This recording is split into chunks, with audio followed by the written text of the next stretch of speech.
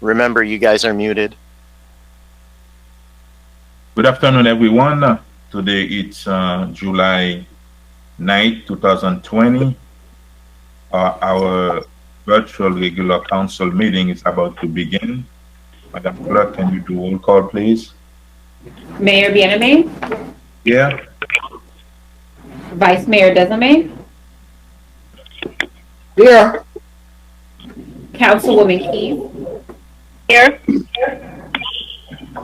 Councilwoman Estimate Irvin, Present. Councilman Galvin. Here. Mayor, you have a quorum to proceed. Thank you very much. City Manager, do we have any addition, deletion, amendments, or deferral to the agenda? Yes, sir. At this time, I'd like to delete tab F off the agenda completely. And we will be bringing that item back at the next meeting. I want to delete tab F completely off the agenda. Thank you very much. Tab F is removed from the agenda. And we also have the consent agenda from tab A to F. Is there anyone wishes to remove anything from that? From the consent? Yes, Mr. Mayor. Councilman Galvin. Thank you. I'd like us to pull item D as in dog off for just a quick discussion. Yes, I would like to see that too. That's mean tab D is removed from the consent agenda. And now, City Attorney, is the agenda set? No, Mr. Attorney, Go ahead, sir. can you hear me? I'm sorry, not Mr. Attorney, Mr. Mayor, and Mr. Attorney. Can I co-sponsor item E with Councilwoman Keys if she doesn't have any issues? What you want to do with it? No, co-sponsor. The item. Oh, Thank you. oh, certainly. Okay. That's been the tweet. The first of all, we are removing item F, and tab D is being removed from the consent, and Vice Mayor Desulme is co-sponsor tab E with Councilwoman Carol Keys. The agenda set at this time, Mr. Attorney. Yes, sir. The agenda is set. You may proceed. Mr. Mayor, Co-sponsor. Mr. Mayor, if I may, I did get a request, and I'm sorry, I did get a request from the incoming manager's attorney. She would like to be moved up on the agenda. I didn't know, I didn't know something was going to be pulled. If we can, after we do a consent, can we hear her item next, and then go back to the item that we pulled off of the consent? That's fine. Thank you, Okay. sir. Thank you.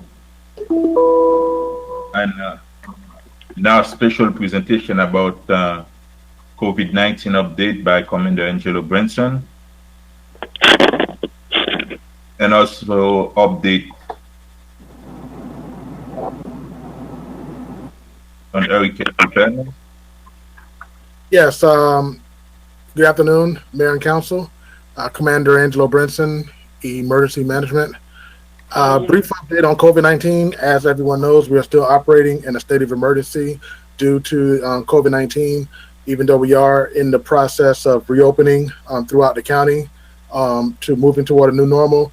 We would like to remind everyone to continue to use their social distancing, to always wear a face covering whenever they're at work or entering to any public establishments, and let's continue to try to keep our cases to a minimum. Just as a brief overview, the state of Florida totally right now has 66,000 confirmed cases and unfortunately 2,765 deaths. Bringing it locally to South Florida, Miami-Dade County has 19,980 cases and 774 deaths. And specifically in the city of North Miami, as of today, we have a confirmed 350 cases within the city. So as we continue to open our city and get back to normal, let's everyone continue to wash your hands constantly, utilize social distancing, and wear a face covering whenever you can't social distance or entering into any business. As we all know, we are in the hurricane season. The 2020 Atlantic hurricane season is forecast to be busy. We've already had 3 named storms in the Atlantic. The last was Cristobal, which came over the weekend. So this is just a reminder for everyone to make those preparations that we all know we need to make. We should be purchasing emergency supplies now. We should be looking at our homes. Any trimming that needs to be done should be done now. Once we make a hurricane watch or a hurricane warning, that is not the time to trim your trees. So let's all our residents of North Miami work together to take care of that now. And most importantly, I must implore and ask if any seniors or people with special needs residents have not registered for emergency evacuation assistance from Miami-Dade County, I ask that you make that registration right now. There are several ways you can do that. For those of you all have never heard of it, if you are a senior or a resident with special needs and we call for an emergency evacuation, Miami-Dade County will send a bus or ambulance to your house and pick you up and transport you to a facility, a safe hurricane shelter. And after the storm is over, they will transport you back to your house. That's a free service provided to you by the county, but you must register before. So right now, we are running a campaign to get as many residents as we can registered for EEAP. You have to be a senior citizen or a resident with special needs. And if you want to register for that, please, you can go to northmiamifl.gov and click on the emergency management page, and we have a link to Miami-Dade County. Or you can visit miamidadecounty.gov/hurricane and register online or speak to an individual. You can also call 311 or you can call 305-513-7700. But most importantly, if you are a senior and you're not registered, please register for that very important program, Emergency Evacuation Assistance. And if we do encounter any storms, as always, the North Miami Division of Emergency Management will continue to provide emergency updates for any information that becomes available and throughout the emergency. Sir, Mr. Mayor, that's all I have for now. I'll take any questions. Thank you very much. Do you have any?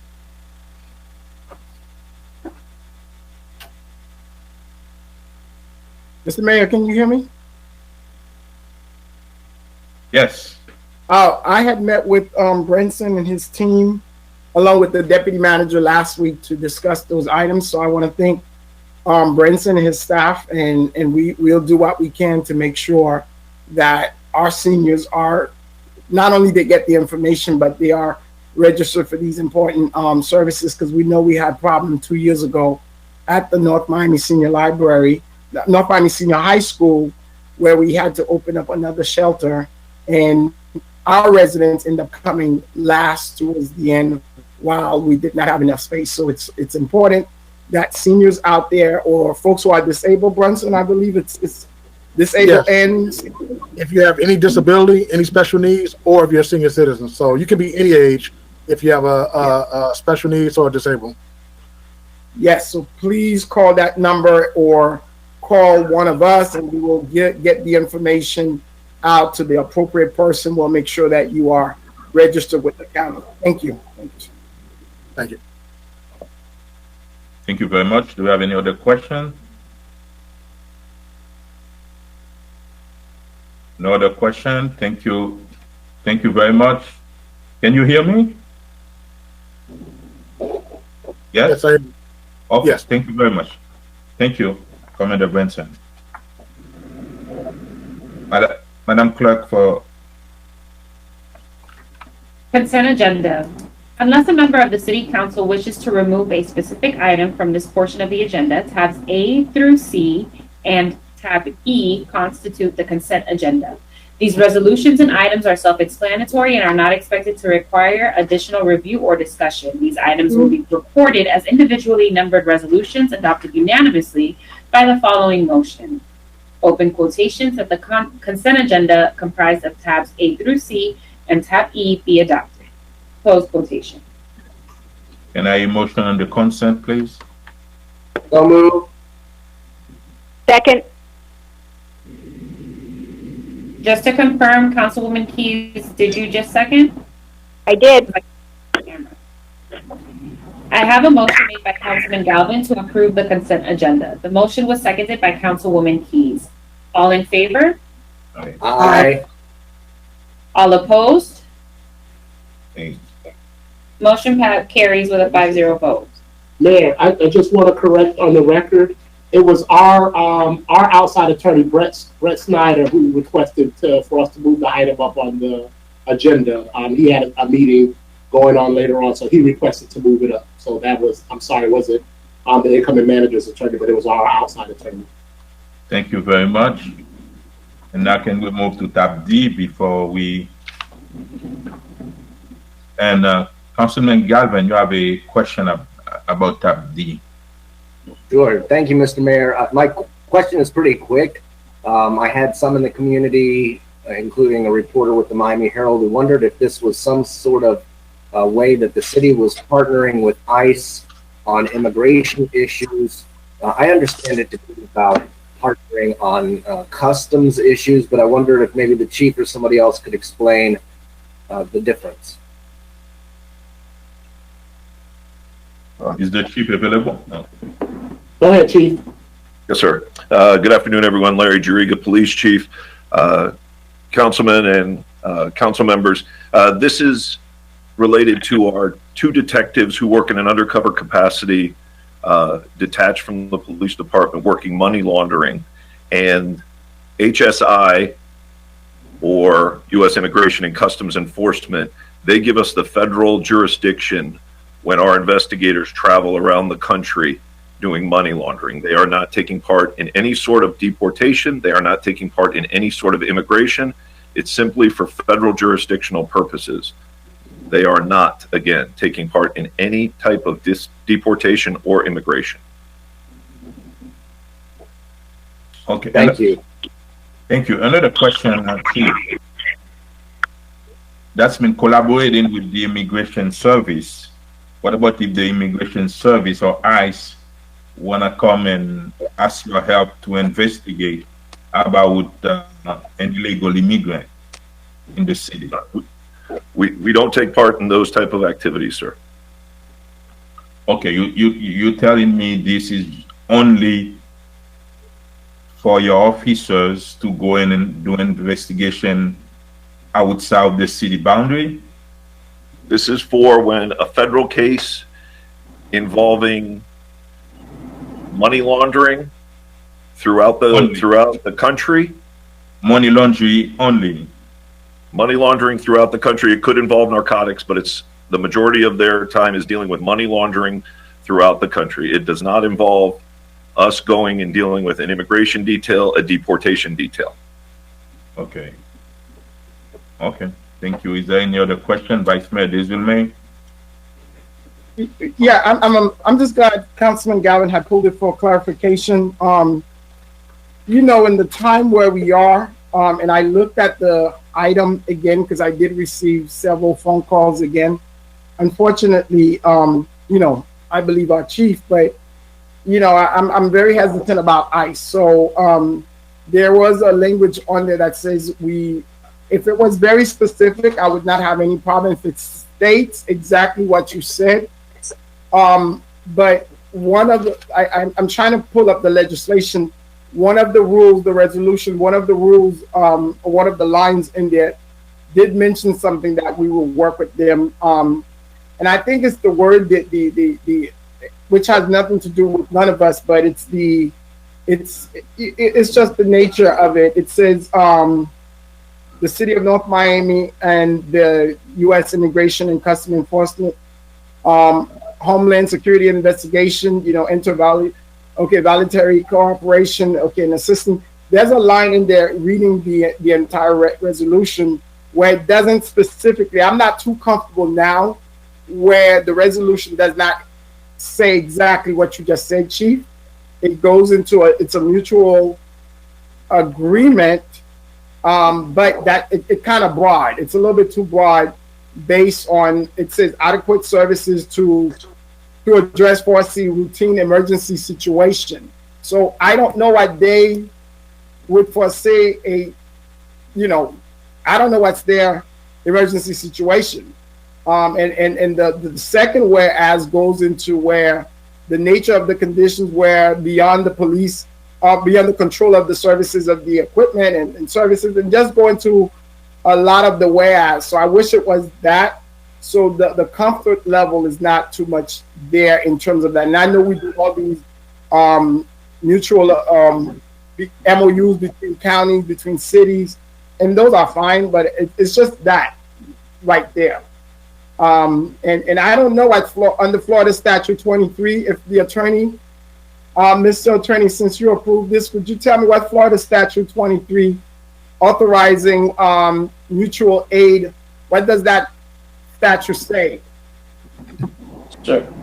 If I can answer your first question regarding what this agreement does and the language in the agreement, it specifically says in the agreement, under the purpose of the agreement, that there's an exception. It says HSI is not conveying the authority to enforce administrative violations of immigration law.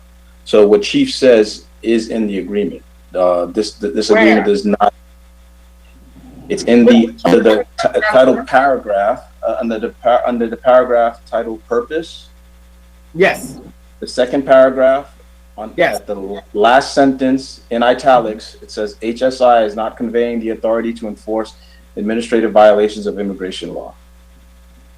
Okay, and let me ask you I guess that would be a legal question. And have we done these type of agreements, I'm assuming, with DHS before in the past? Chief would have to answer. I don't recall all the agreements that we have with every agency, but it's a standard agreement. I mean, what we got it in, and basically fill in the blanks. So, Chief, if you might. We've been working with them for years, so I'll have to pull up the previous ones. But this is because it's a federal agency, the financial agreements with them, whether it involves these two detectives working overtime, they cover the overtime. In the event we have incidents where money laundering dollars are seized, it provides the city with the opportunity to take part in those seizures.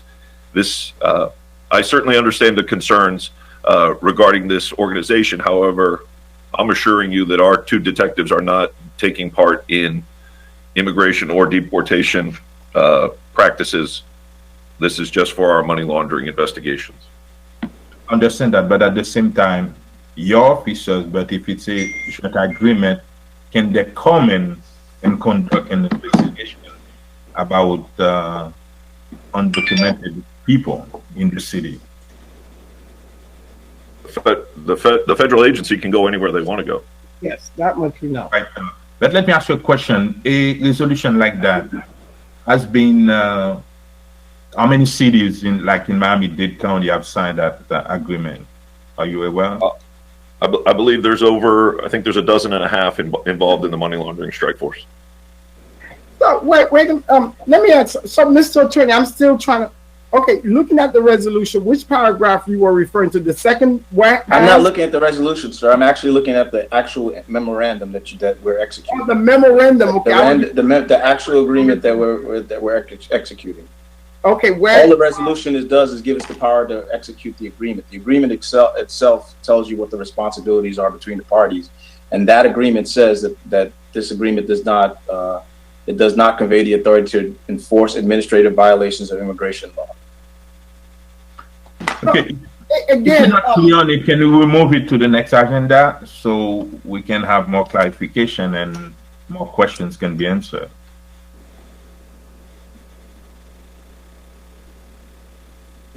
Yes, sir. We will remove the item at this time. So I would second that. Do we have to have a motion to take it off, or? No, What we'll you just are remove saying? it off. We'll remove it, Mayor, and we'll bring it back at the next agenda. Well, it's going to be Next agenda, you will bring it after clarification. You know that. Thank you.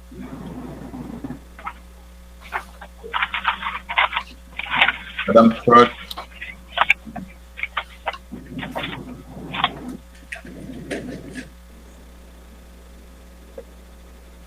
Tab G, Madam Clerk.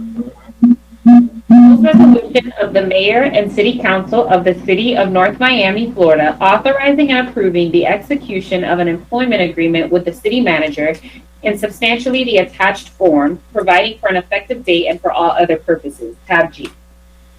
Thank you very much. And City Attorney, do you have a presentation or no?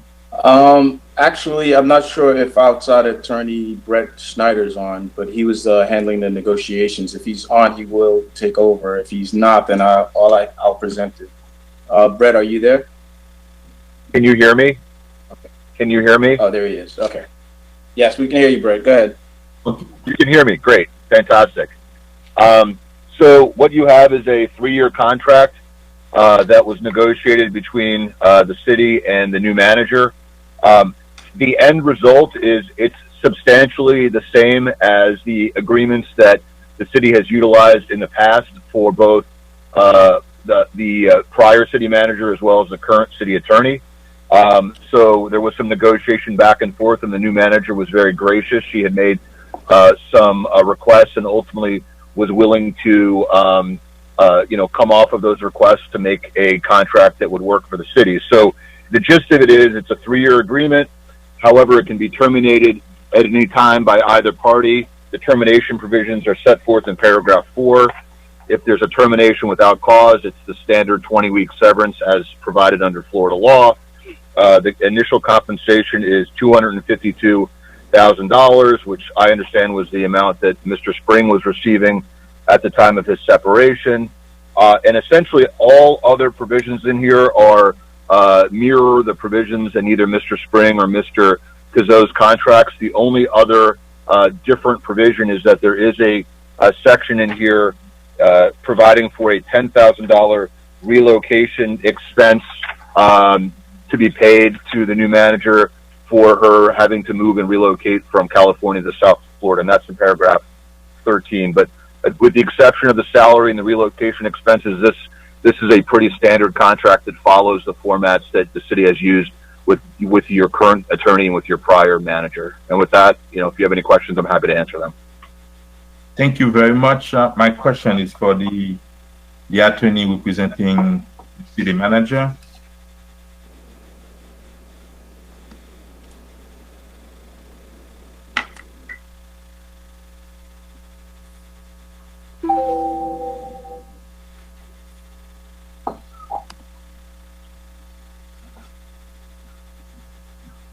Do we have the attorney representing the city manager? Mr. Mayor, this is Rich. Oh, go ahead. Yes. No, I'm sorry, Mr. Mayor. My call was muted. I forgot to unmute it. I apologize for that. Okay. Yes, I'm here along with Hans, and we are representing Teresa. Okay, my question for you, ma'am, are you in agreement with all the terms and conditions of this contract before we move forward? Yes, Teresa is very much in agreement with the terms and conditions in the contract, and very much looking forward to coming back to South Florida and working to further the interests of the city of North Miami. Thank you very much, and now we are going to open it to the public. Public hearing, Madam Clerk, on the item. Okay, so the first thing I'm going to do, Mayor, is read that message that we do before we take public comment. So good afternoon, everyone. My name is Vanessa Joseph, and I'm your elected city clerk. Thank you for attending this afternoon's virtual regular council meeting. This meeting will allow live public comment by attendees. Public hearing will take place upon announcement by the chair of the meeting, Mayor Philippe Bien-Aimé. And from that time, attendees will be able to virtually raise their hand, and this should function similarly to lining up at the podium. Attendees cannot leave their hand raised throughout the entire meeting, so if you raise your hand before an item is read, it will be removed. Do not forget to state your full name and complete address for the record, and remember you will have up to 2 minutes to make your comment. Thank you in advance for your understanding and your feedback. So now that public hearing is open, please raise your hand if you wish to speak on this item. And for those who are participating by phone, if you wish to speak, please press *9. I do have a comment that was previously submitted for tab G. My name is Bob Vachon, and I live at 13005 Coronado Terrace. I welcome our presumptive new city manager, Teresa De Luz, to North Miami and wish her the best of luck. She will need some luck. I have reviewed the proposed employment agreement for the new manager, and this council plans to make her the highest paid city manager in North Miami's history, and among the 3 highest paid managers among Miami-Dade County's 34 municipalities. Ms. Daly Luz appears to be a very bright young lady, but nowhere in her employment history has she spent italics and underline 1 day as a city manager or a deputy city manager. Therefore, the council is proposing to pay her an unprecedented amount of money with the hope that she learns to do this job while on the job. The CAFA recently became available on the city's website and shows the general fund to have an astonishing $14.7 million deficit. The city of North Miami is clearly in no financial position to extravagantly overpay for anything, and certainly not for an inexperienced city manager. This council is under no obligation to respond to public comments, but the citizens surely expect that someone explain how this compensation package is justified. Thank you. I have another comment from Gail Kornblum, 12785 Maple Road. The city manager's contract. Muted. The tremendous outcry of disbelief when city manager Spring left with all the financial benefits of his contract. Why does this contract include the same language? The only thing the new manager isn't receiving on termination is ownership of a new car. And according to an internet search, the new manager has an office in Coral Gables. From where is she relocating that the moving expense is $10,000? Now I'm going to check to see who the attendees are that may have raised their hands. I am not seeing any hands raised. Ricardo, can you confirm? There are no hands. What about the phone? Can you repeat the number to dial if they have any question, Madam Clerk? For individuals who are participating or attending the meeting by phone and you would like to make a comment or raise your hand to make a comment, please press *9 now.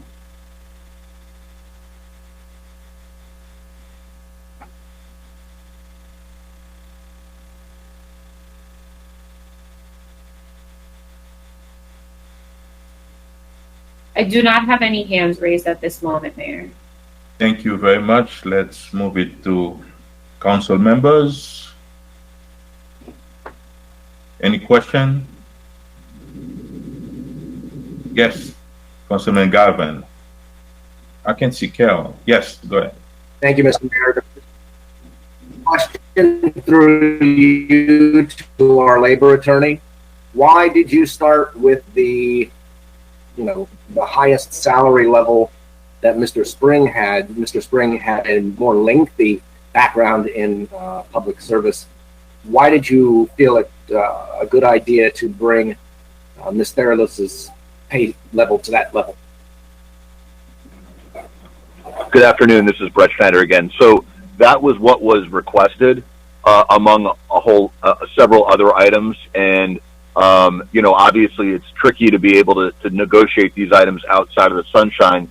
But based on, my discussions with the presumptive city manager's attorney, and my assessment from staff and from the council members I spoke to, this seemed like a number that would work for all sides. So that's basically the gist of it. But that was, like I said at the beginning, the presumptive manager, her initial proposal included a lot of other things, and she graciously negotiated those away and focused primarily on salary and relocation. I get it that she was gracious, but a $250,000 salary is something that I might not haggle over too. Did you start at 250? Did you start at 200,000, 150,000? Like, where did you start? So again, I mean, it's a difficult situation to negotiate a contract like this when your client is a city council and you don't have the ability to get in front of them and take everyone's temperature publicly. So the way this started was we received a proposed agreement from the presumptive manager's attorney. I discussed that with the city attorney. I discussed that with several of the council members individually. And so this is basically the product of the response to the initial proposal as well as the feedback that I received. So, as I said before, I mean, listen, it's certainly your right as a council to, to negotiate a lower number, but you'd really have to do that, publicly to the extent that that's your interest. This is the contract that was what the presumptive manager would agree to, and it's up to the five of you to decide whether it works for the city. Thank you, Mr. Mayor. Thank you. Vice Mayor Desermain. Yes, Mr. Mayor, I was one who, after I spoke to Mr. To the attorney, to Mr. Cazot, and Mr. Cazot told me he was going to handle the situation to a different attorney. I requested that amount because not only I thought it was fair, I would thought that, I wasn't impressed by the Harvard, but obviously it may not have impressed some others, because there's a couple of things. Larry did not, our last manager did not leave at 2:57. He also got a car on top of that, which I'm very opposed. And I think deputy is making 257 now, the same thing Larry's making. So I did not see that would be an issue, because I didn't see that it was an issue with the others. So I felt pretty comfortable at that number. I did not, I think Mr. Steiner and we discussed some of the other terms that I was not too comfortable with, looking at the interests of the city. And I was very gracious when I heard that some of those she did take, some of those requests back. So that was that. We have a CAFR report that we have to address somehow. We are in quite a little bit of mess. I don't know where where this ship is leading. We all certainly, and I for once, looking forward for someone to come in. I don't know Miss Terralis, and I haven't worked with her, but someone to succeed and bring a lot of these different qualities that I was looking for when I interviewed. So in terms of the 257, I did not even see that, or 252, whatever that amount is. And I asked her before, what are the amounts that she was presently, making, and where would she be after that? And I felt like I did not want to be in a situation where somebody is taking something where they'll be much lower than they were making, or around that same price moving to North Miami. So I didn't see any issues. I thought that that would not have been an issue, especially when it comes to the quality of education that she brings to the table, and some of the experience. But again, I guess that's not enough. So it is what it is. Okay, well, that's basically it, Mr. Manager. Thank you. Thank you very much. Any other? Mr. Mayor, can you hear me? Yes, I hear you. Oh, good. Yes, go ahead. Number one, I'm having trouble with my internet, so getting emails, messages. So I am here and listening, and am able to participate. You just can't see my face. So I wanted to put that on the record. Secondly, I would like to see the salary lower. However, there were a lot of items in the original contract, and I had really about a 2-hour discussion with Ms. Fairless, and a lot of the items which I thought were onerous that were put in there because of previous contracts we had in our city, she did agree to delete all of those items and took the current salary. So little high, we're in a precarious budget crunch, but I mean, to save 10, 20,000, I think Ms. Fairless is ready to do the job. She's already been looking at our budget, the CAFR, and I think that she's going to do a good job. And I think we did a lot of negotiation with the contract for the 20,000. If we, I'm okay with the contract.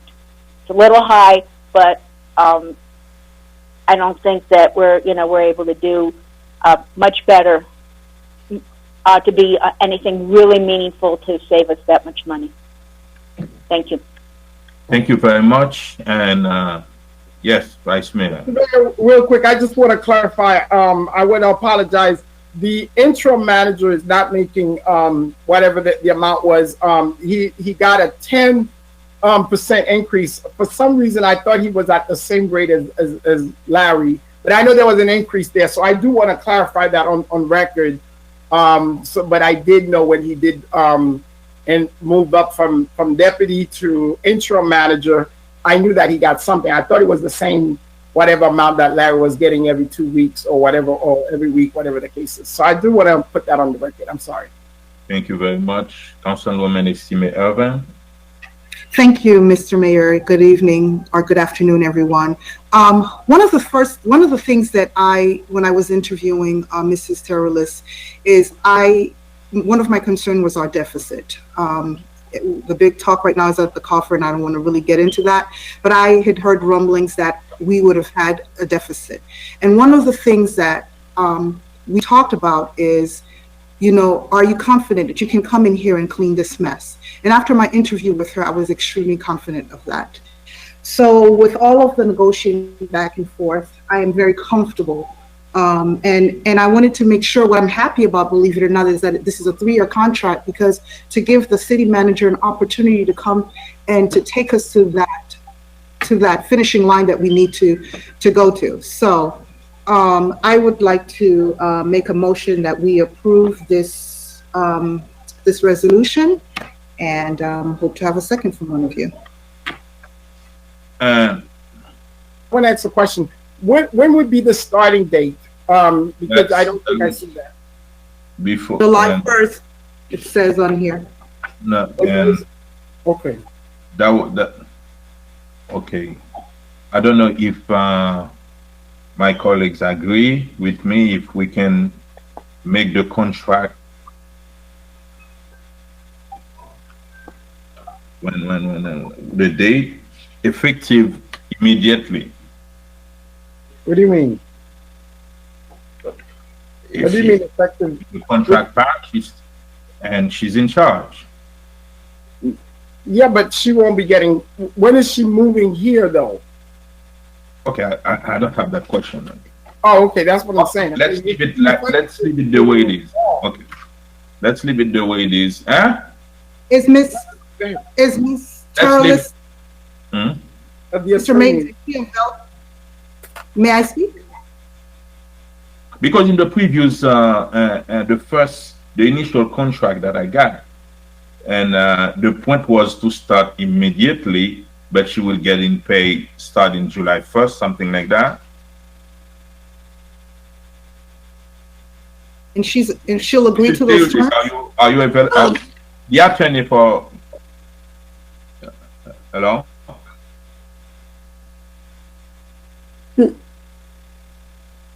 Hi, good afternoon. Hi. Yes. This is Teresa Thrillis.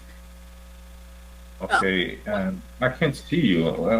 Can I address your, okay, now I can share. Okay, share it so I can see you, because I can see you. Thank you. Can I address your question and your request, Mr. Mayor? Yes, give me a second. Yes, go ahead. Alex, how come you're big and I'm small and I can see everybody? No, I can't. Let me see. Go ahead. Okay. Well, thank you. Well, first of all, I just want to say good afternoon to all of you and the entire council. Mr. Mayor, in terms of the date for start, I chose July 1 because I still employed here in California, and I have a date that I am planning to leave the employ of the County of Santa Clara in order to make sure that I leave things in the best order that I can before I arrive. But I am happy to start on July 1. I will also tell you that I have spoken to members of the team, including Mr. Sore. I have gone through the CAFR, and I will, in the interim, be looking towards North Miami and working to be prepared on July 1 and get started right away. But I have met with several directors and I am prepared to start on July 1. Thank you very much. And about the salary, I would like to say something. And because there is some comments stated that why 252,000, and I think there is a big difference when you hire someone who did not have a job, than when you hire someone who had to leave his job and come back to the city of North Miami. And Madam Terry-Louise, there is a question that has been raised. They said you have an office in Coral Gables and you're asking for 10,000 relocation. Can you clarify that, please?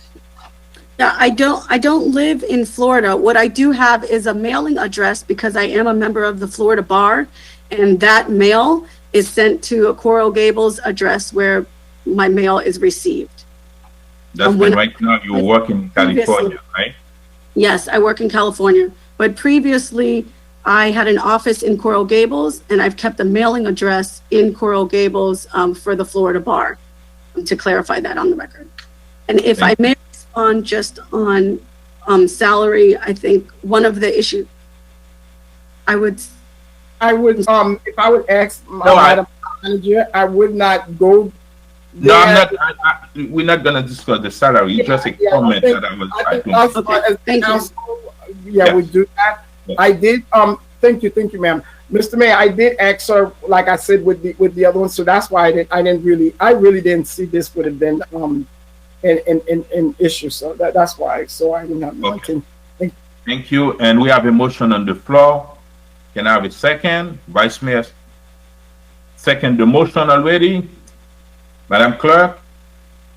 I have a motion made by Councilwoman Estimé Irvin to approve the item at tab G. The motion was seconded by Yes, ma'am. The motion was seconded by Vice Mayor Desilme. All in favor? Aye. All in favor? Aye. Aye. I was off. Aye. Aye. All opposed? Item passes with a 5-0 vote. Thank you very much. And now can Madam City Manager, you have any statement, anything to say? Please hold on while I share your camera.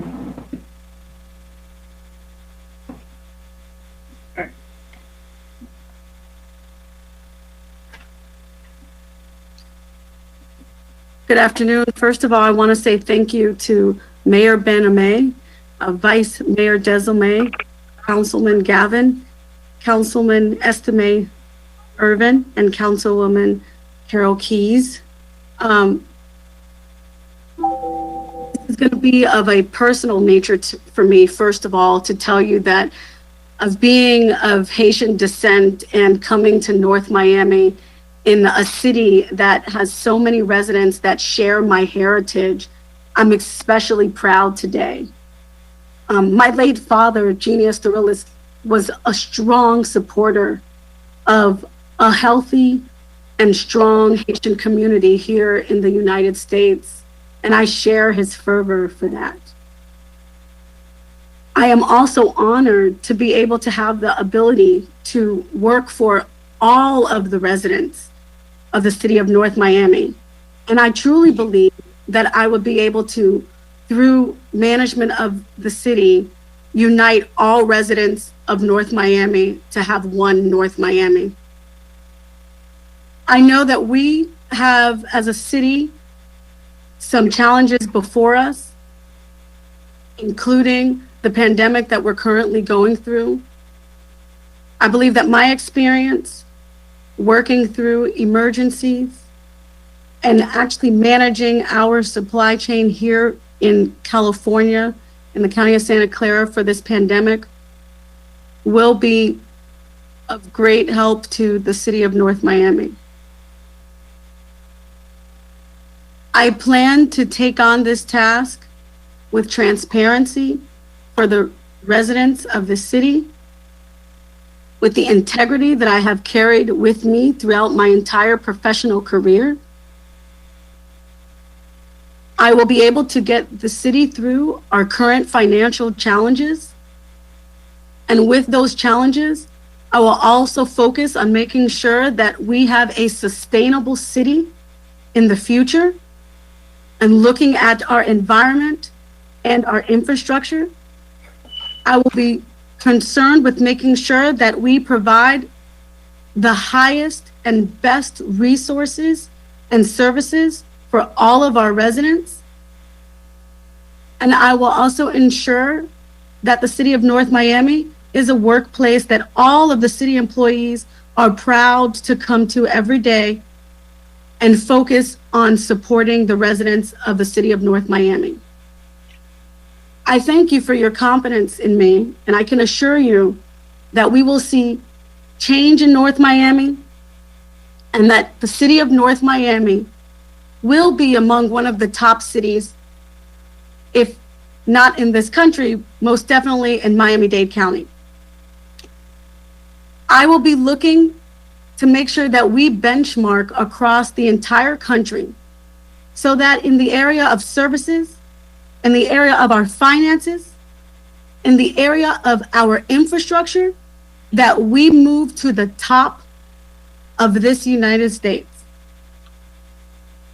I plan to do that with a unified North Miami, and I am excited for the opportunity to work with each one of you on the council to move these initiatives forward. I also want to thank Mr. Sori for the months that he has worked for this city, and I can assure you that I will continue to work with our team to make sure that we move forward as a city together. One thing that I will want to convey to the residents of the city of North Miami is that I will walk in the doors on July 1, and we will together move North Miami forward.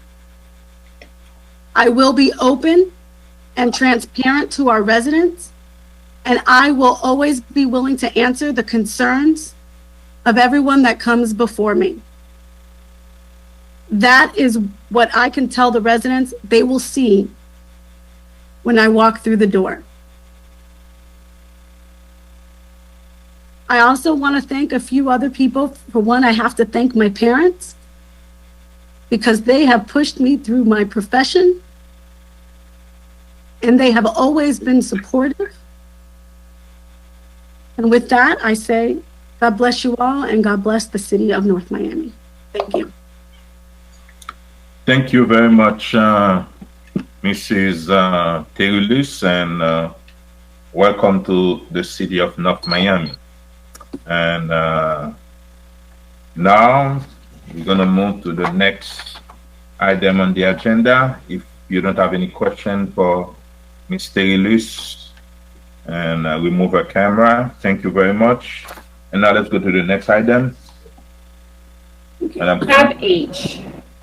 Tab H, proposed ordinance, second reading of the mayor and city council of the city of North Miami, Florida, establishing the Arch Creek East controlled residential parking area located on 135th Street east of Biscayne Boulevard pursuant to Chapter 11 of the City of North Miami Code of Ordinances entitled Licenses and Business Regulations at Article 12, controlled parking residential areas limited to those who live in proximity to the zoned area, providing for inclusion in the code of the city of North Miami and providing for an effective date. Tab H.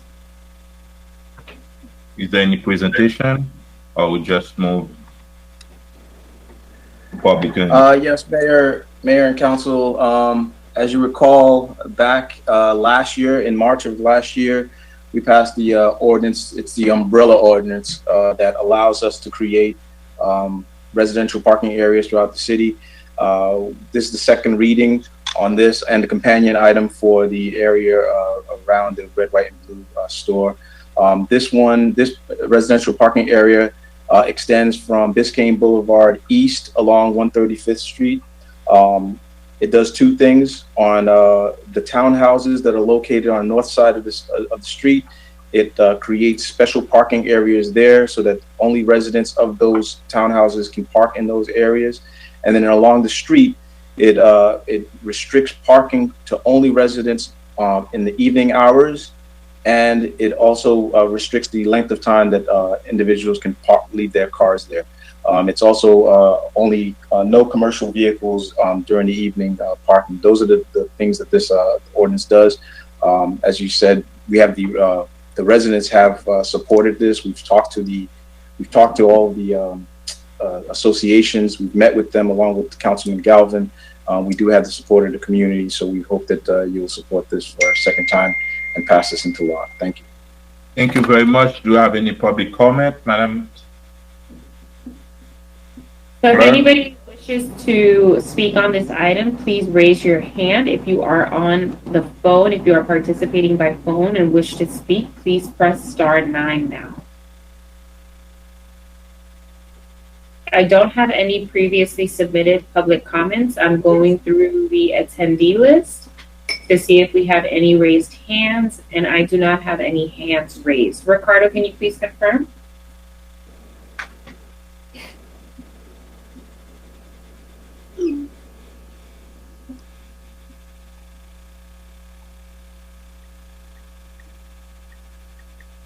Ricardo, can you please confirm whether we have any hands raised?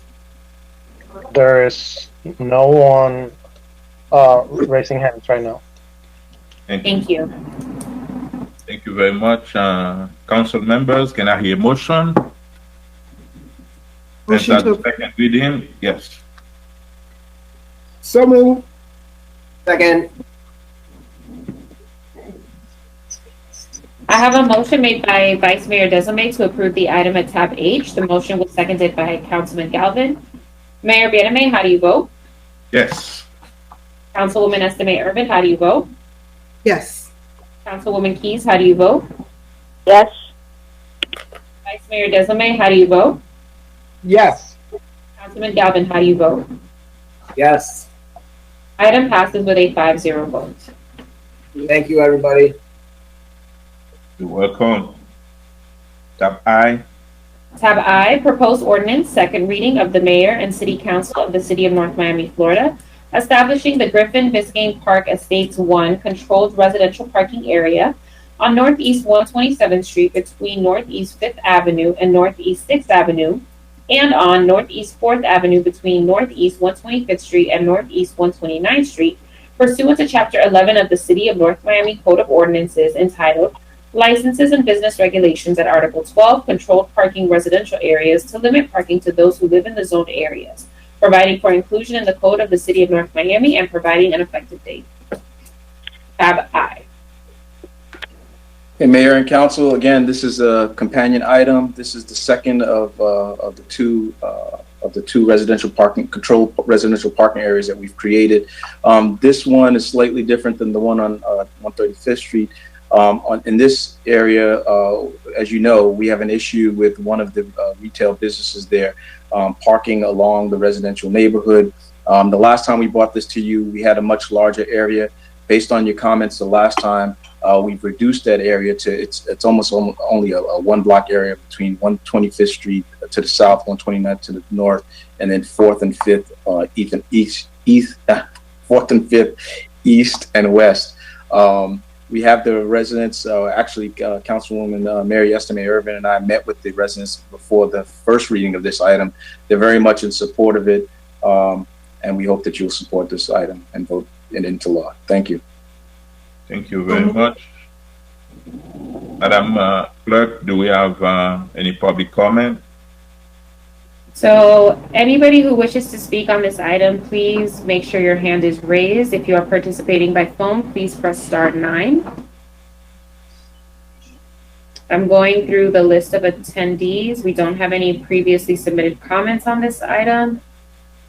I do not see any hands raised for this item. Ricardo, can you please confirm? Yeah, there are no hands raised. There are no hands Thank you raised, very much. Mayor. Can I hear a motion? Yeah. Yes. Motion. Yes. Motion to approve. Second. Oh, I have one question. Yes, Councilman Galvin. Just a clerical thing for staff, as one of our longtime residents pointed out to me, it is the Griffing with a G at the end of it, Park Estate, and we continue to advertise it as Griffin. So she wanted to make sure I noted it was Griffing. Thank you, Mr. Mayor. Thank you very much. A motion from Councilwoman Marie-Stime Irvin, and who seconded it? The motion was seconded by Councilman Galvin. Councilman Galvin, how do you vote? Yes. Vice Mayor Desilme, how do you vote? Put a thumbs up. Say Yes, You have yes. to talk. Yeah. Woman Keys, how do you vote? Yes. Councilman Estimate Urban, how do you vote? Yes. Mayor Bieneme, how do you vote? Yes. Item passes with a 5-0 vote. Thank you so much. Tab J, discussion regarding a civilian investigative panel. Tab J. Thank you very much. Since the item is sponsored by Vice Mayor Desilme, are you gonna do a presentation or some staff? Vice No, Mayor. Mr. Mayor, thank you. I did not know that the agenda will be moving so swiftly like that, but I just want to say thank you to, am I getting a feedback? Are you guys able to hear me now? Mm-hmm. Yes. Yes. I wanted to bring this legislation to my colleagues for consideration. Let me just kind of lower this down because I'm getting a little feedback. Can you guys able to hear me now? Despite what's going on nationally, I felt that it was important that we as a community do something in conjunction with the police department, but something that provide more transparency and accountability when it comes to our police officers and our police department and our city as a whole. This started as a conversation as I met virtually with a couple of residents, trying to find out what we could do in terms of all of the, we've seen all of the protesting and everything that's going on, but I wanted to do something, or at least introduce something to you guys as my colleague that would be at least meaningful. So in terms of that, I had a couple of conversations with our city attorney, as well as with the city management, along with the police chief, out of respect, to ask the chief what solution or what ideas that we may have as a city to move forward. I did request a copy of our SOP plan, which is the standard operation manual from the police department, which I did not know about until I started speaking to a couple of former chiefs. That says, I think it's very prudent that I know our last manager, along with the chief and other community members, were working to update the SOP plan in terms of where we are as a city. And there's a lot of progress that the police department have made. I think we are fortunate that we have a chief within our police department, as well as the fine men and women of the North Miami Police Department, who truly cares and dedicated to the community and what they do. So the intent of this proposal of this ordinance, which I spoke to the city attorney, which we are in the phase, I wanted to have this conversation. I actually wanted to see if this ordinance could have been ready today. And from last week into speaking, and the attorney had said to me they needed some time to put together an ordinance, and talking to each of us to get ideas on what this legislation would look like. The idea is we have, however we want to call it, either a civilian investigative board or a panel or an independent investigative body. This is a board, and the sole goal of this board is to provide some type of transparency and etc. among our public and the police department in terms of the folks that they serve. So I direct the city attorney to draft something that would be presentful, meaningful, and in speaking with members of his staff, There are different models out there. I really like a combination of City of Miami and as well as not too much some of the other cities that we've looked at. But I want to be sure and get this conversation going among you guys to see what is the interest in terms of doing something meaningful. I'm not one who, well, I can't, because of my mom's health and my certain situation, be out there protesting and do what I do. So I was sitting home and trying to figure out what is it that we can do as a community. This is not something that's for or against police. Absolutely not. In fact, I'm in the process of submitting an op-ed to the Miami Herald opposing this cry, this thing that started getting some traction, some movement in terms of this ban or defund our police. I totally against it and would not support no such a rhetoric, let alone a legislation. I think there's a lot we could do as a people in terms of making sure that we provide the accountability and transparency that our police department need. And I don't think there's nobody in America think that police or anybody for that matter should be investigating themselves. So the idea of this panel and the intent is if we could get citizens independent from the police chief and the city manager who would report to the council and solely to the council, similar to what Mayor Jimenez is proposing. I really support that. So the same model, us proposing and appointing members of our community, from the community, to serve on this panel, working with the police chief. I like the model where City of Miami, the police chief does have a representative on the panel. I've talked to our chief of possibility of appointing someone. So, and I would like to keep it meaningful. So about 7 members of our community, and the chief appointment, which is not subject to residential requirement, would not have the title of serving as a chair of that body, would only remain among the 6 selected by us, and we would, and those individual among themselves could serve as chair of that committee. I am looking for a lively discussion in the next 2 weeks among the city attorney's office in terms of how do we go about this legislation. It's my hope that on the 23rd, if I attend, that it would be ready by the 23rd, and hopefully by the 9th, we would have this to move forward. I was very encouraged to read in the Miami Herald today, the county is looking at reviving their own CIP board, and the police union, Mr. Stedman said he does, if it's something that they could work for, they could definitely work with that.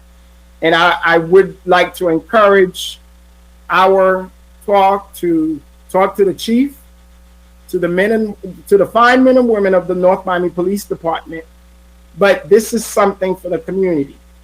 4 years ago, luckily, things did not go well, but at the same time, it did not go as bad as it could have been, where the national spotlights, which we did have, would have been a little bit worse. So in the light of that, we did make a lot of progress, but this is the step forward. We have had some cities who have reached out to us in terms of asking us for guidance and for support, and we told them we are in the phase of researching. Once the attorney have the proper recommendation from each of you, then we could, once we have something, we could forward it to other cities who are looking to do something. And in conclusion, from talking to residents from all over the city, in fact, not too many from my district, they have told me that they would like for this resolution not to solely focus on the police only, which is the big critical part, but also to focus on other investigation that the internal, our internal police department investigate. And this is at the core of our, of something that I championed for a long time. And we know certain situations where our police were subject to investigate our own city employee from other departments, and none of us knew about the outcome because it went from the chief to the city manager. So we want to take that out. So that's where the transparency comes. So it would not be something, and there are laws that the Florida statute provide things that we can't do. So it's not infringement of the police. There are some subpoena power and some certain legal things that this board would not do. And I know the attorneys from the attorney's office will do that legal work. However, I would like to see also language in there where it's subject to any employees that's being investigated. We get a second eye, an independent eye that would do this. So I put my recommendation forward, and I think I've given the city attorney some guideline, I guess, some guidance with this little snippet. There are hundreds of cities who have done this, but we want to do this correctly. We want to do this properly, and we want to do this inclusive, where we truly have a transparency North Miami for all residents, and where all residents will feel comfortable. This is not a race issue. This is not anything has nothing to do with race. This is about accountability and transparency. Race happened to be one issue that's at the subject of all this thing, but this is what this is about, and this really intent is really reform. So I want to leave you guys with that, and I ask for support. And this would be, we would be the second city out of Miami-Dade County, and I think the county may have a leg up because they are presenting their proposal next week. But the county is the county. But out of the 34 municipal in Miami-Dade County, City of Miami did this as a result of DOJ. But we want to do this because it's the right thing to do for our residents in whom we serve. So I want to thank my colleagues, and hopefully we will have meaningful conversation and recommendation to our city attorney, and we could move forward, and hopefully this will be law within our city, just like we just passed those two ordinances before midsummer. And thank you, Mr. Mayor, and thank you to my colleague for your consideration. And I am open for any questions.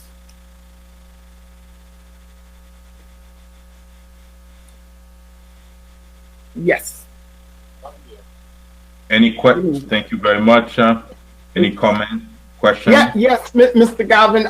It's funny when because somebody's at my door, but go ahead. It's okay.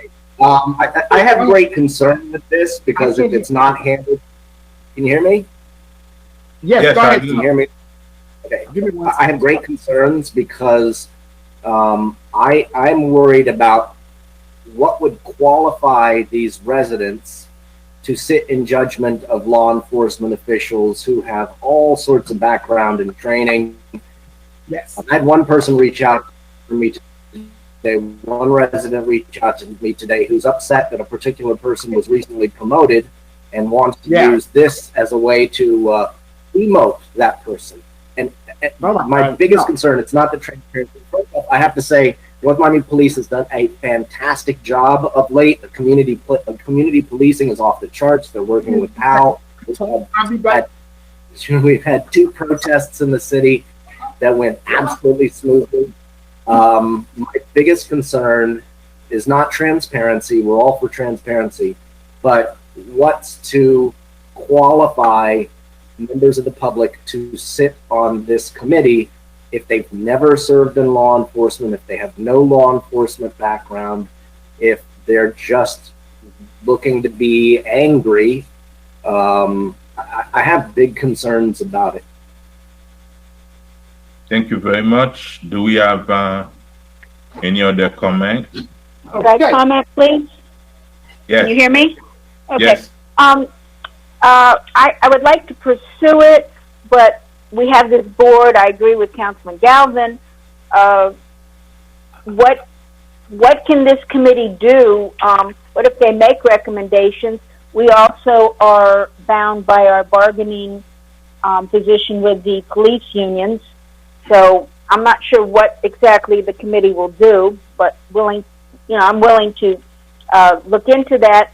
Also, as far as employees, I am concerned with privacy rules. I know you mentioned the Florida statute, but I think we have to be very careful about investigating our employees. It's not the council; it's our appointees. But I think we need to really tread lightly and make sure we're not going to be infringing on anybody's privacy, HIPAA, or any other types of rulings. So I don't want to race to be the first in this case. I'd like to see what I know the county is working on this.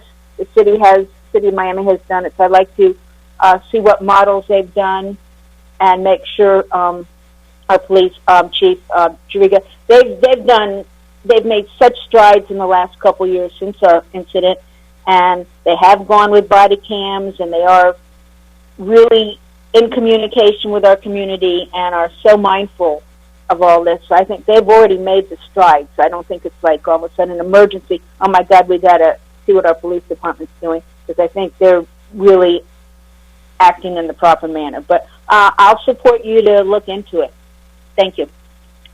Thank you very much. Councilwoman Estimé. Yes, after that. Yes. Thank you so much, Mr. Mayor. Thank you, Vice Mayor, for your initiative. I'm definitely in support of it. I've heard some of the concern of my colleagues. Thank God there's a model out there. I'm sure we can, go through the model and see and take the meat and what's best for our city. I'm not the maker of this discussion, but I'd like to think I've heard a concern from you, for example, Councilman Galvin, about who are we putting on these boards.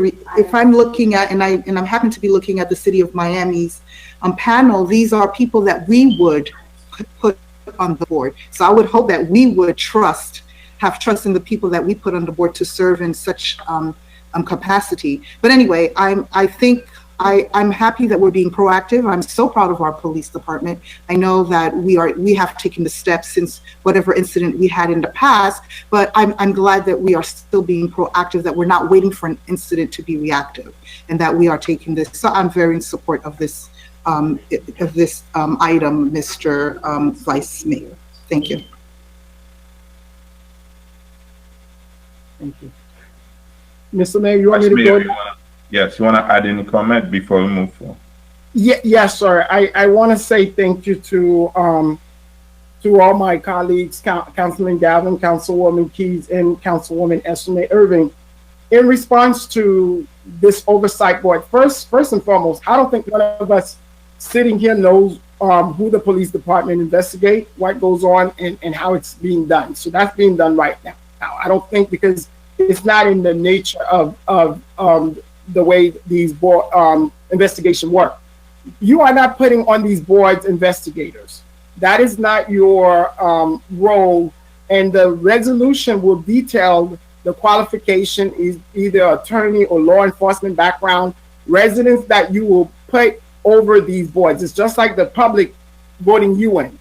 So this would be from the city in terms of this would propose as a department within the city, independent department, a way with possibly with 2 investigators, professional career investigators, similar to City of Miami, who does the investigation. The citizen does not. And the Florida statute provides certain things in terms of what they could do in terms of the police, what they could subpoena, what they can't subpoena, et cetera, et cetera, et cetera. So your residents, just like the City of Miami board, they are sitting there just like you on any other board in the city, but this board would have the subpoena power under law, what they could subpoena, what they could really do to do their investigation.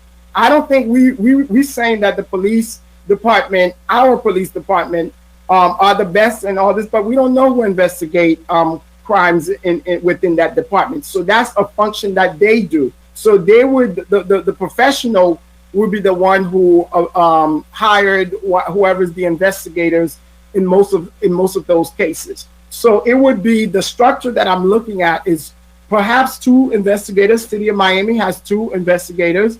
Their board is a little bit large enough. City of Fort Lauderdale, certainly board is way big, and it's all about the model and the different models, the way they do it.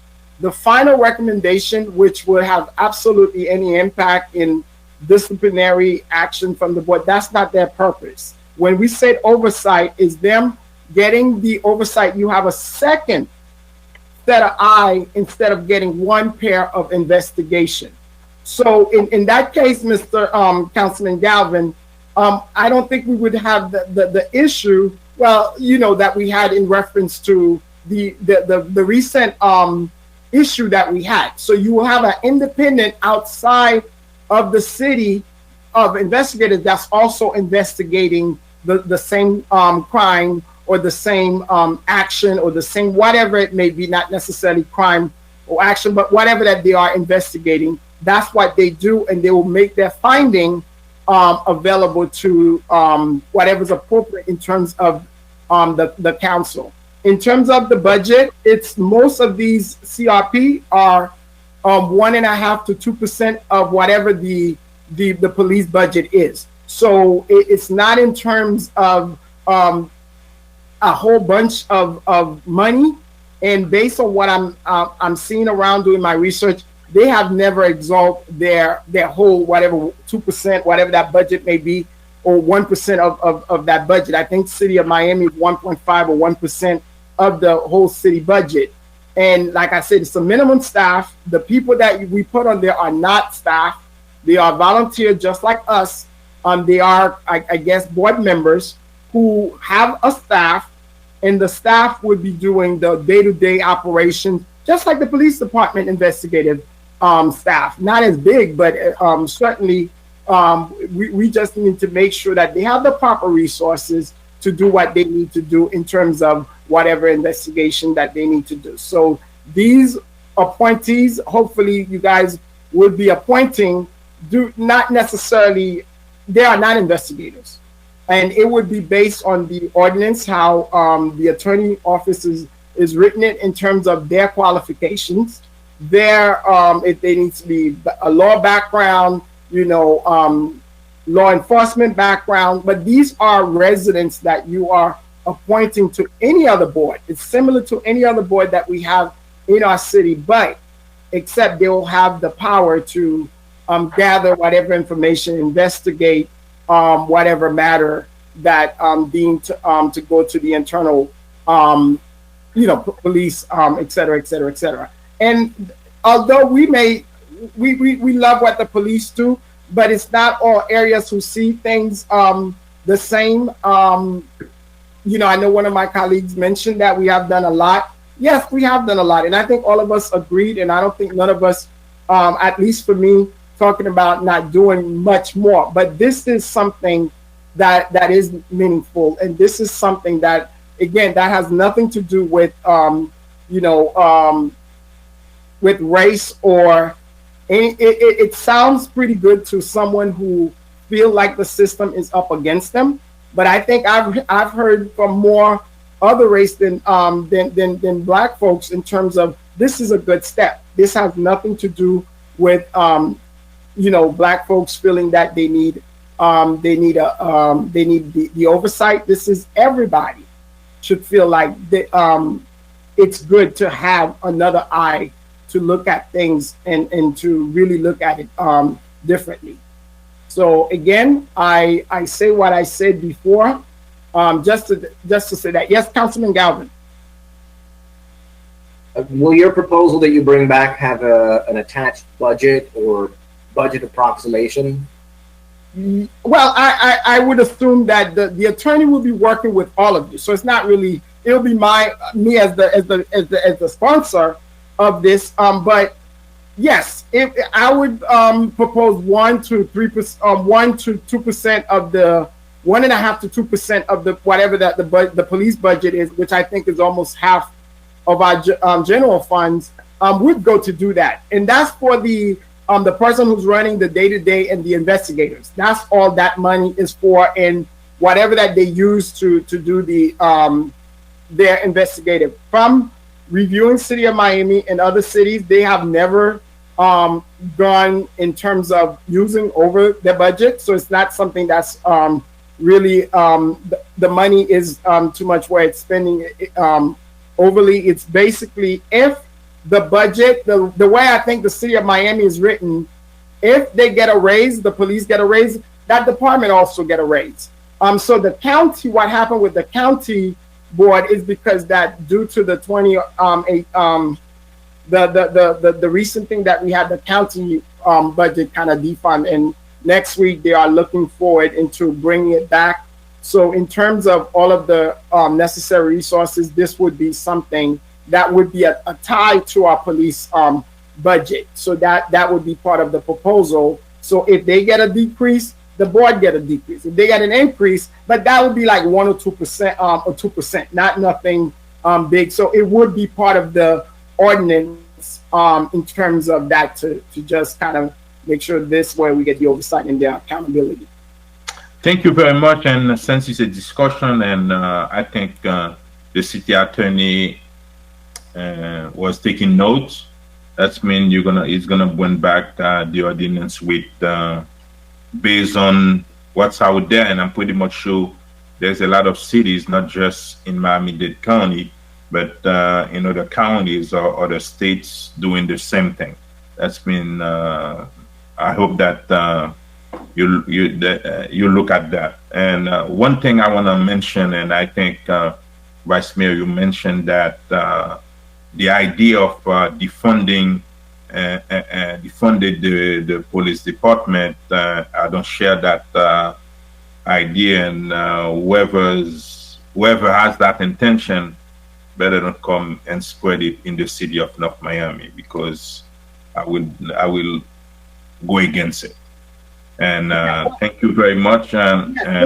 Lastly, just to say, I've talked to a couple of these folks who are talking about this, and this is a very dangerous rhetoric, because it talks about the stage where we are now, and we got to be careful about that. I don't think they mean what they think they mean.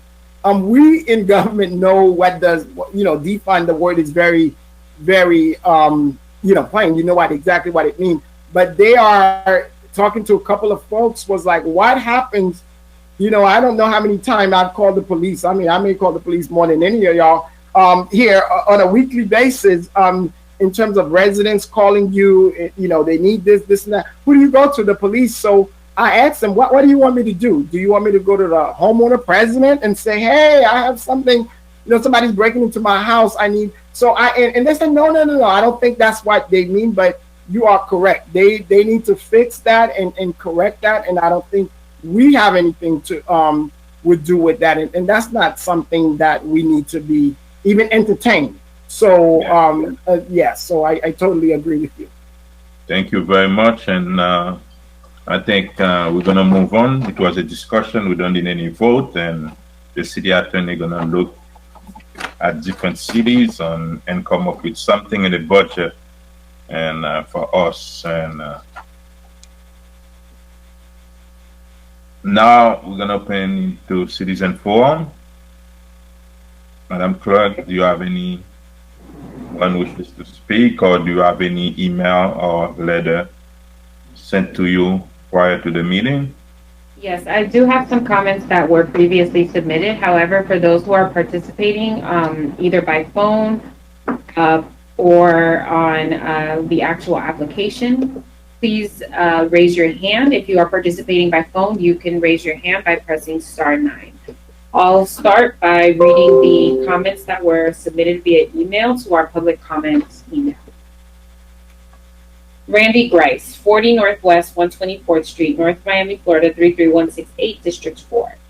Good afternoon. Last week I had the opportunity to participate in a much needed conversation addressing the need for greater police oversight, not only in North Miami, but also the nation. I am in support of North Miami developing a civilian investigative panel. Having this safety net will bring more comfort to our citizens and help to mend the fractured relationship between police and the community. The panel will also help to hold our law enforcement professionals accountable and ensure a higher level of professionalism. As to be expected, the monetary impact of creating this program in the city may cause some hesitation. I urge all involved in the planning process to consider the countless citizens that are adversely impacted by ill policing practices. I'd like to commend Vice Mayor Desame for starting this conversation, and I eagerly await action from the City Council. Thank you. Veronica Guzman, 540 Northwest 127th Street. I wanted to address two things. One, regarding the utility bill assistance program, my mother came to submit the application here at City Hall, where she normally pays her water bill, and the clerk was very rude to her. He didn't even direct her properly as to where she needed to go. He just offhandedly told her to go to the next building, which is still incorrect. An elderly woman under the pouring rain that day. People who have no sense of customer service and decency should not be in positions that deal with the public. She did not get his name, otherwise I would have made sure to report it. 2. Given the uprising that is going on with protests and such going on due to police brutality, I, as a concerned citizen, wanted to know how, as a city, do we handle complaints received regarding North Miami Police? Who do we call should we need to make a complaint? Who has the power to fire an officer if need be? Although I have no issues with our current chief, on the contrary, I'm quite pleased with how he represents himself and this department. Should in the future another chief be appointed and there are issues, who do residents turn to? Look at what is currently going on with the Broward Sheriff Office. As a resident and taxpayer, I want to be sure that our voices are heard in all matters that pertain to the community we live in and where our hard-earned money is going. Thank you. Gail Kornblum, 12785 Maple Road. Have the mayor and council members' salaries been reduced in the same proportion as the other city employees? I know you've worked very hard for us, but times have changed. The CAFR should serve as a wake-up call for necessary changes. There are good reasons. The city is a laughingstock.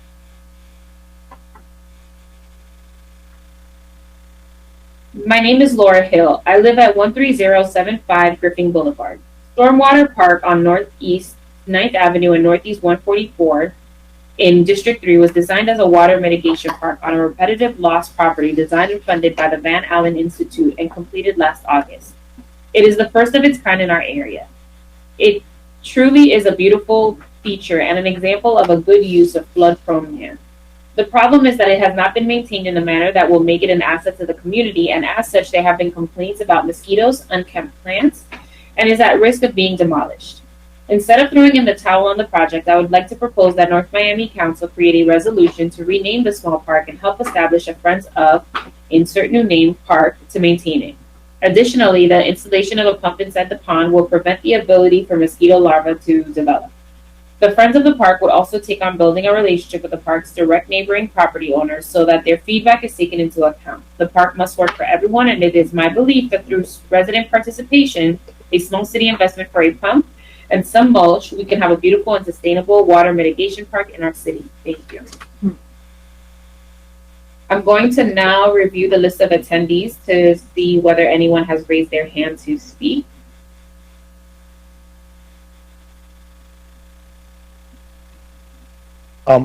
You did have Clinton Bauer raise his hand. I'm not sure if he still wants to speak. He did type a question. So the comment from Clinton Bauer is that I am 100% supportive of this issue. It is likely referencing the Citizen Investigative Panel, but I don't want to make that assumption, but that's just based on the timing of it. Okay, hand is raised. I'll unmute. All right. Clinton Bauer, please state your full name and address for the record and then proceed with your comment. You have up to 2 minutes. It's Bauer, 1464 Northeast 133rd Road. And I just wanted to express my support for what Alex is proposing. I have communicated with him and with Scott both about my feelings on this issue, and I will be commenting once the ordinance is introduced, hopefully in the next council meeting. So thank you. Thank you very much. For your comments. All right, I'm going to see whether anyone else's hand is raised, Mayor, before we call it.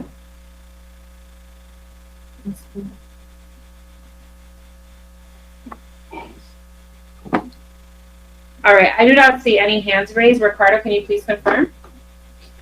There are no more hands raised. All right. So there are no more hands raised, Mayor. Thank you. Thank you very much. Council report, District 1, Councilman Galvin. Sure, I just want to reiterate what I said a little bit earlier. Kudos to the North Miami Police Department. They have been working overtime with COVID response and having to deal with things with these unprecedented protests across the city. The men and women are at the front lines of everything. I'm really proud that our community, has been working with the protesters. Our police department's been working with the protesters so that all of these protests have been seamless. And I just want to acknowledge that I am appreciative of their hard work. Thank you very much. Councilwoman Keys. Yes, thank you. I'd like to thank our interim manager, Duke Soy, and our chief of police. During this pandemic, the last few months, our city has been running. We have just been operating like nothing's happened as far as administration. We've been able to help our residents. Our police have reached out to our residents, and I just think everybody has done a fantastic job. And luckily, during this protest situation, North Miami has been very calm with regard to that. I think everything has been under control. I do want to mention condolences to the family. Senator Gwen Margolis passed away today at age 85, so we're sorry to hear that at natural causes. So thank you, and welcome to our new manager. Thank you very much. District 3.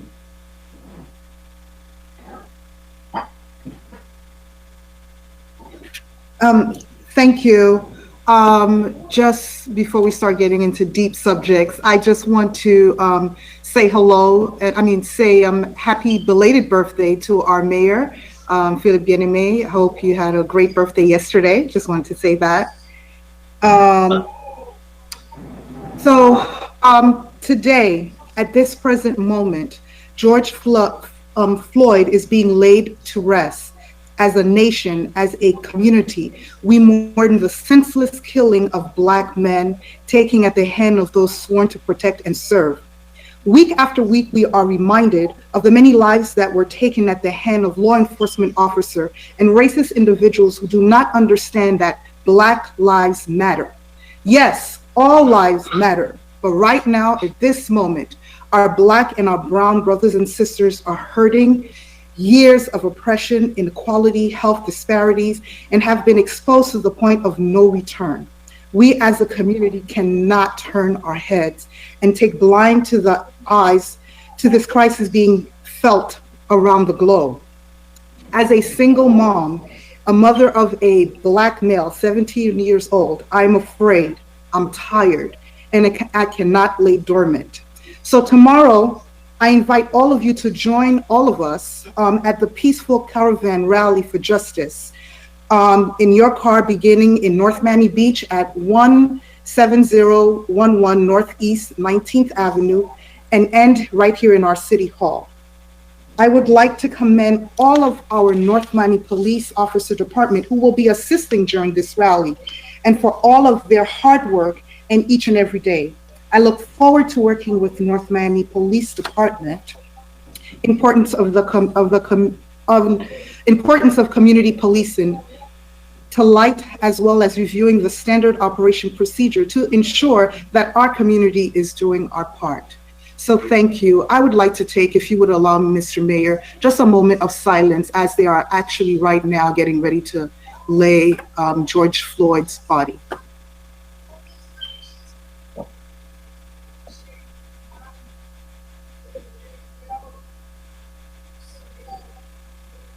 Thank you. Thank you very much, Vice Mayor Desulme.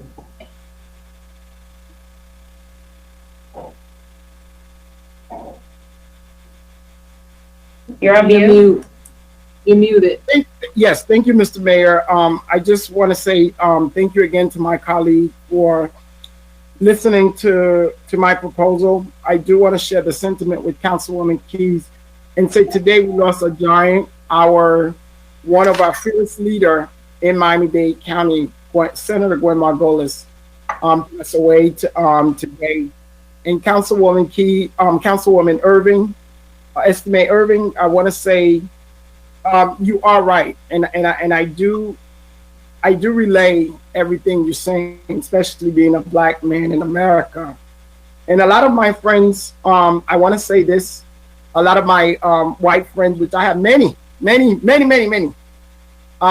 did not know what the situation were because they were not subject to a lot of the stuff that's going on. And I had to talk to a lot of them to make them understand what it is and what it means when you leave your house. You don't know if you're coming back in America. However, I want to say this. We are in a moment in our history where I am reminded by one of my favorite movie of all time, To Kill a Mockingbird. To Kill a Mockingbird portrayed the life of, Atticus Finch. And I think in the world today, we have so many Atticus Finch out there marching for justice in the senseless lives of our folks of color. And the civil rights, I probably would not be here. And a lot of us who are Black probably wouldn't be where we are if we did not have a lot of Atticus Finch back then and certainly today. So a lot of us talk about the racial profiling, and we are grateful and thankful. I feel so safe being in North Miami. But I do sympathize with some others where I have been subject to a lot of stuff. Going to Orlando and stuff I rather not get to because of the type of car I was driving or because they simply think that I was a drug dealer. I had guns pulled out on me. And we say all that because we know we have good professionals in all professions. Certainly in our police department, we have good men and women. And I thank God every day we have a chief who understands and grew up in this community who could relate to a lot of our pain. So proposing this resolution had nothing to do with, in fact, the attorney, the city manager, and other folks, community leaders, our city clerk, Joseph, I believe Ms. Laura Hill, and so many others. I started this conversation as a result of a post on Facebook. And it was way before President Obama had said we needed to do some stuff. I just want to put that out there. And we started that conversation just to see what we could do. We love our police, but this is not about our police. This is just a little bit where we would feel as Black people here in North Miami, where we feel a little bit of sense. And again, I say this because earlier I said it had nothing to do with race. However, I did say because of this time right now, we're focusing a little bit on race, but all people would feel a little bit more safe. This is not about our police department or what we have. We don't know. I don't know where I'm going to be 5 years from now. And I don't know who we're going to have. Hopefully it's the same chief, but 20 years from now when we all retired. So our legacy and the reason that we got elected is to make some decision that touch the lives of everyone. And I want to say thank you to every single brothers and sisters, black, white, gay, straight, Haitian, Hispanic, who have stood up with us out there. I haven't been out there because of my personal situation dealing with my mom. Tomorrow I'm going to be in my car because it's my hometown. But I do understand them. It took me to get on a conference call last week with a lot of residents, which I mentioned. And one of the residents, actually, a young lady, shared her story with me. And she's a North Miami resident. And she really cried out to all of us that was on that call that we don't understand people's situation unless we walk their shoes, unless we walk in their shoes.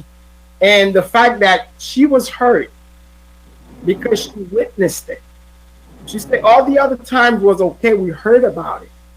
But this was something that she saw, and it stays in her memory over and over again.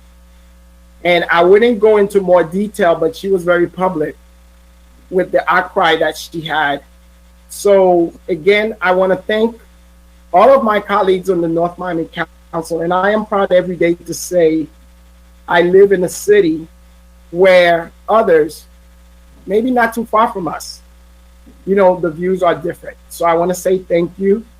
And again, Mr. Mayor, to all my colleagues, the struggle is real, and we need to do our little part. And we need a whole bunch of people like we have out there. And I want to thank them of being Atticus Finch. And people are spitting in their face, but they feel that they're doing the right thing. And history could only say what's right. Thank you.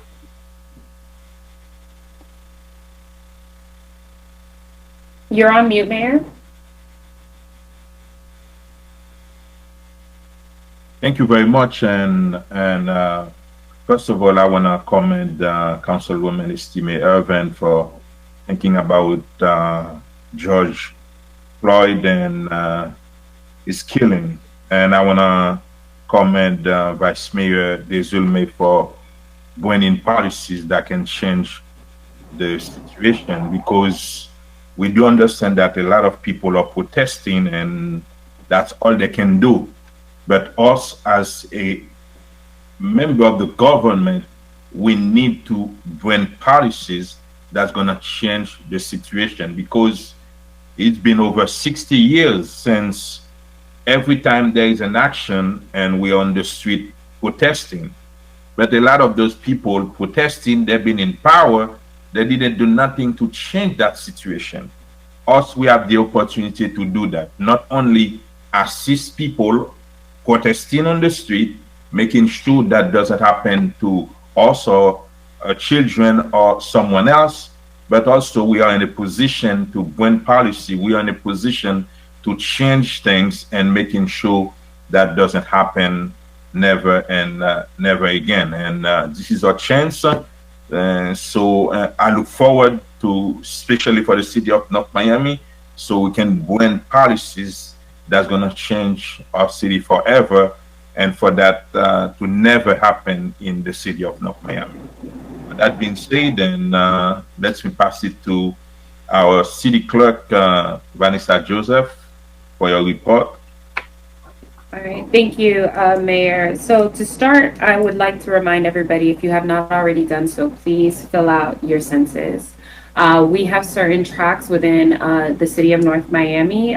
You could essentially say pockets where we are under 50% of having completed the census. So it's extremely important. It's actually urgent that we remind our family, our neighbors, our friends to complete the census. This is something that you can do very easily from your home, my2020census.gov, and go ahead and just fill out your census. It should take you no more than maybe 5 to 7 minutes to complete. Second to that, I want to remind everyone that you can go to miamidade.gov/elections to request a vote by mail ballot with all of the COVID-19 precautions that we're taking. one of the ones that the county is taking, especially in light of elections, is making sure that individuals who are registered to vote are actually able to receive their vote by mail. So if you did not already get a letter sent to you for you to request that vote by mail ballot, you can do so online at miamidade.gov/elections. I want to congratulate all of the 2020 graduates from pre-K to university, but of course, especially our high school graduates. In spite of a global pandemic, you made it, and you deserve to be celebrated for that.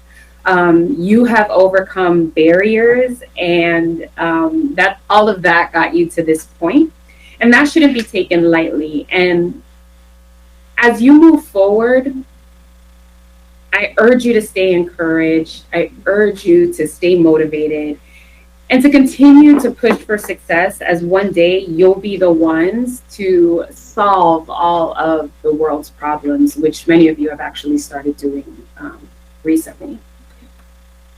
To address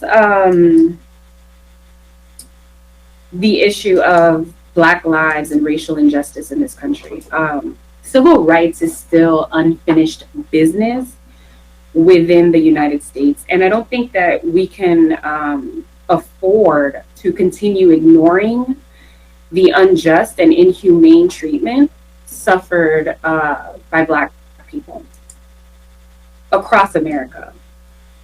George Floyd, Ahmaud Arbery, Breonna Taylor, and countless other Black lives lost prematurely. They represent a tipping point in the fight for racial equity, racial justice. And we can't continue devaluing Black lives and allow skin color to determine whether we'll be safe doing everyday activities. It's almost impossible sometimes for folks who are not affected by this to understand the immense stress that Blacks in America feel. We're disproportionately affected by COVID-19. Disproportionately targeted by our criminal justice system. And yet, in addition to having to worry about our safety in the midst of natural disasters, our Black fathers, brothers, nephews, uncles, cousins, we don't know if they'll make it home tonight. We have to worry about whether our Black mothers will have to bear the burden of knowing that their sons use their dying breaths to call out for their mama. We have to worry about whether our sisters, our nieces, our cousins, our aunts won't have their lives cut short or die from a broken heart after losing a loved one. The color of our skin cannot continue to be the determining factor in whether our life is forcefully cut short. The color of our skin should not determine whether we will be safe wearing a hoodie. The color of our skin should not determine whether we'll be safe going for a jog. The color of our skin cannot continue to determine whether we'll be safe sleeping in our own home. And the color of our skin should not determine whether we'll be safe while breathing. The color of our skin should not determine whether we will be safe existing. And I think back to, as we ended Haitian Heritage Month, I think it's important to call back a quote by Toussaint Louverture, who said, I want liberty and equality to reign in Haiti. And I'm working to see that happen. And I call on you, my brothers and sisters, to help me make that happen. I want liberty and equality to reign in America. And I'm working to make that happen. And I ask all of you. I ask all of you because I know that we all want to feel safe and we all want to be heard. So we all have to demand justice together. So I ask all of you to fight with me for that same cause. For in the words of Benjamin Franklin, justice will not be served until those who are unaffected are as outraged as those who are. And that's all I have, Mayor.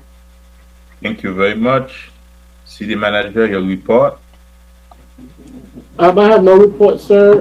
There's only one item that I'll be reaching out to all the council members about. It's goes in line with the rent relief that we've offered.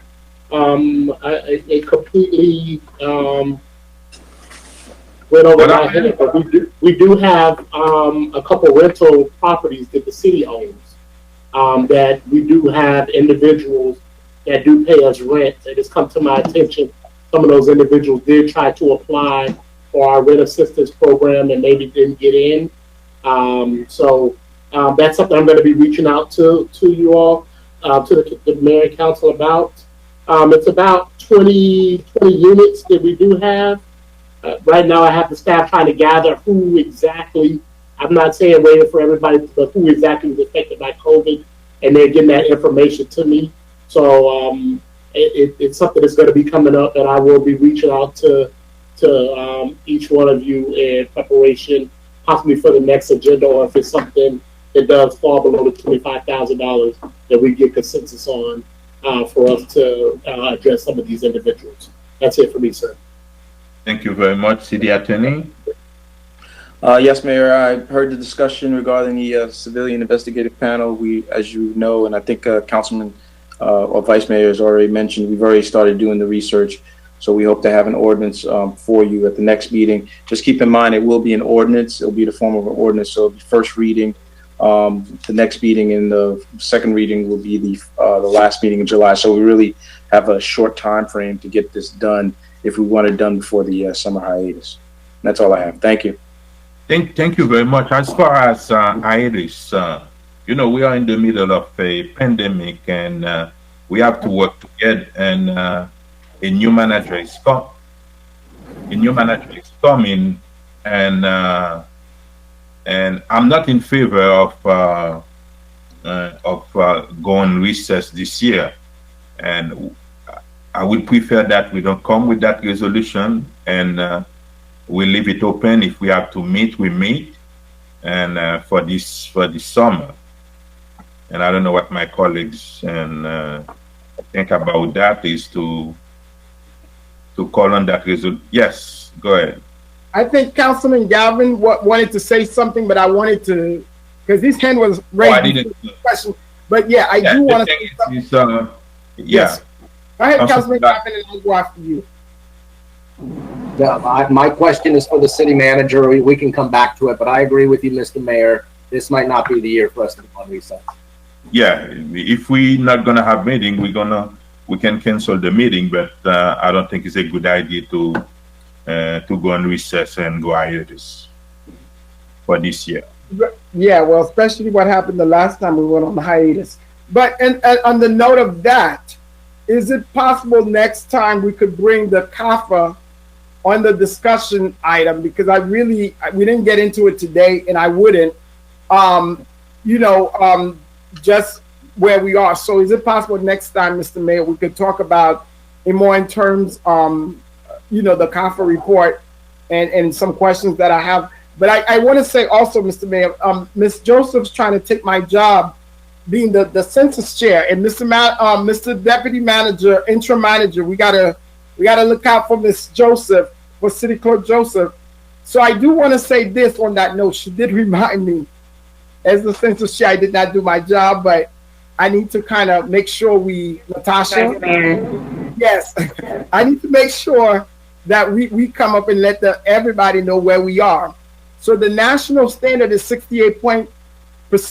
Florida is 58.3%. Miami-Dade, as of right now, this moment in time, is 53.7%, and then North Miami is 54.4%. With the track that she is talking about, by next meeting, hopefully, and I'll work with the interim manager, with Natasha, where we can let you guys know. I know one thing, my district is doing extremely well, so I could browse about that. There's not even one track in my district. And you remember, but Vice Mayor, even before, and City Clerk Vanessa Joseph been trying to take your job, and ask for a track and a tracking map, so we can know who's doing good, who's doing bad, so every council members can talk to their constituent, and so they can send out. In some area, we over 65, 68. That's my area. All my district, we over 60 something. Something that's been, we got to check those areas with 48%, and some area at 38%. That's what make the city around 54% overall. That's mean, and we need to do our part and check out those areas that need and to come up with a plan to target those areas and making sure, especially with COVID-19, we're gonna need the support of the federal government, and the census will be the key for them to access funding for cities. That's mean we need to move quicker in terms of census. I see some cities they are at 80%. That's mean we need to do something, and maybe you come with I don't know if the city clerk or the chair of the census gonna come up with that tracking map so we can know exactly who's doing bad, who's doing good. We have that, Mr. Mayor, and by next meeting, Natasha and Arthur, we will provide that to each of you where you can see the tracks. But you know, we doing what we can. Okay. It's a little stag everywhere in the country, but we Thank you very much. And if we don't have any question, any comments, can I call to adjourn? Councilman Galvin? Yes. Just a quick question for Mr. Sori. Where do we stand on the legacy business relief program for COVID? It will be, that was the item that we pulled off the agenda today, the guidelines. We have to update the guidelines. Everything is ready to go, but it was a mishap with the advertisement for the guidelines. So it'll be on the next agenda and ready to go, sir. Thank you. Can I have a motion to adjourn? So moved. Thank you very much. All in favor? Aye. Opposed? The meeting is adjourned as of 4:02 p.m. Thank you very much. Have a great afternoon. Good night, everyone. Thank you very much.